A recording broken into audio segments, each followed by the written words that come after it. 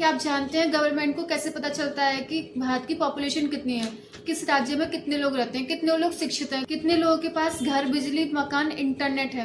और गवर्नमेंट कैसे पता करती है कि किस राज्य या किस क्षेत्र में कितने स्कूल, अस्पताल एंड सड़कें बनाई जानी चाहिए। इन सभी सवालों का जवाब मिलता है एक वर्ड में, जनगणना। इस वीडियो में बात करेंगे भारत में चल रही जनगणना 2027 के बारे में, जिसका जून 2026 में प्रथम चरण चल रहा है, जिसमें पूरे देश में हाउस लिस्टिंग किया जा रहा है। इन सेल्फ इम्यूरेशन पोर्टल भी स्टार्ट हो चुका है और गवर्नमेंट ने इस जनगणना के लिए एक बहुत महत्वपूर्ण बात बोली है कि यह जनगणना पूरी तरह डिजिटल मोड पर होगी एंड इस जनगणना में कास्ट सेंसस भी होगी। भारत में चल रही जनगणना 2027 के बारे में इस वीडियो में बहुत डिटेल में बात करने वाले हैं। जनगणना कैसे होती है, इसका प्रोसेस क्या होता है एंड इसमें क्या क्या क्वेश्चंस पूछे जाते हैं और ये जनगणना कितने फेज में हो रही है और अभी तक इसका कितना काम हो चुका है, ये इसके रिजल्ट वगैरह कब पता चलेंगे। एंड ये जनगणना जितनी भी अभी तक जनगणना हुई है उन सबसे अलग है एंड यह अलग क्यों है इसके बारे में इस वीडियो में बात करेंगे। सबसे पहले बात करते हैं जनगणना होती है। जनगणना का मतलब होता है पूरे देश की जितनी भी पॉपुलेशन है उसकी काउंटिंग होना, जिससे कि पूरे देश की पॉपुलेशन के बारे में पता चले किसी भी देश में कितने लोग रहते हैं। इस पूरे प्रोसेस में गवर्नमेंट पूरे परिवार और उसके प्रत्येक व्यक्ति से कुछ इंफॉर्मेशन कलेक्ट करती, जैसे नाम, age, gender, education, caste, religion, occupation आदि। भारत में जनगणना होम मिनिस्ट्री के अंदर आती है एंड इसे registrar general and census commission of India कहते हैं। एंड जो भी अभी तक जनगणना हुई है, जो भी जनगणना चल रही है, वो जनगणना एक्ट 1948 के अंडर की जाती है। 2027 की जनगणना अभी तक स्वतंत्र भारत की 8वीं जनगणना है। इससे पहले 7 जनगणना हो चुकी है एंड लास्ट जनगणना 2011 में हुई थी एंड प्रथम जनगणना 1951 में हुई थी। गवर्नमेंट द्वारा 2027 की जनगणना सबसे अलग बताई जा रही है, लेकिन क्यों? इसका पहला कारण है यह जनगणना पूरी तरह से डिजिटल मोड पर होने वाली है। इसमें सेल्फ इम्यूरेशन यानी जो भी डेटा है वो ऑनलाइन डिजिटल मोड पर खुद देना पड़ेगा, जिस वजह से सारा डेटा पूरी तरह से खुद सिस्टम में रजिस्टर हो जाएगा एंड जिससे गलती के भी कम चांसेस हैं।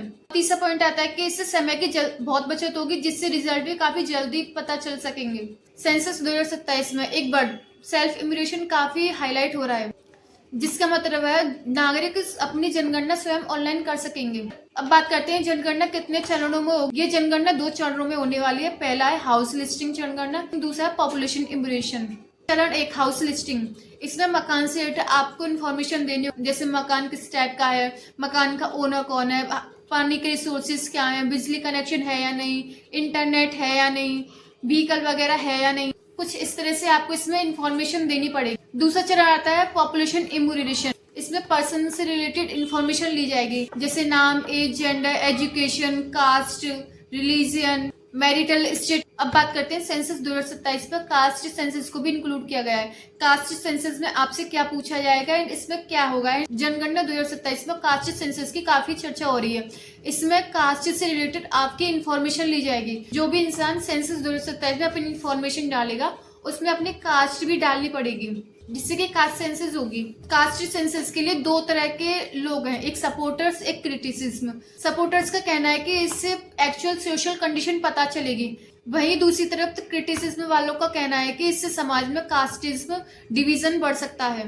जनगणना 2027 की जरूरत क्यों है? लास्ट टाइम जनगणना 2011 में हुई थी, इसका जनगणना 2026 हुई है। 2021 की जनगणना कोविड-19 की वजह से पोस्टपोन्ड हो गई थी, जो कि जनगणना 2026 में स्टार्ट हुई है। जो भी गवर्नमेंट अपनी पॉलिसी लाती है जनगणना के आंकड़ों के बेस पर ही लाती है। जैसे किसी जिले में बच्चों की संख्या ज्यादा है तो उस जिले में स्कूलों की संख्या बढ़ानी पड़ेगी। दूसरी तरफ जैसे कोई क्षेत्र है वहां अस्पतालों की संख्या कम है तो वहां स्वास्थ्य से रिलेटेड सुविधा ज्यादा देनी पड़ेगी। तो जनगणना इसीलिए की जाती है कि सभी को बैलेंस में रखा जाए। अब बात करते हैं सेंसस 2027 पर क्या क्या चैलेंजेस गवर्नमेंट को देखने पड़ सकते हैं। सबसे बड़ा चैलेंज तो ये भारत की बहुत बड़ी विशाल आबादी। दूसरा चैलेंज ये है कि ये पूरी जनगणना पूरी तरह से डिजिटल मोड पर हो रही है तो इसमें फ्रॉड के चांसेस भी ज्यादा हैं।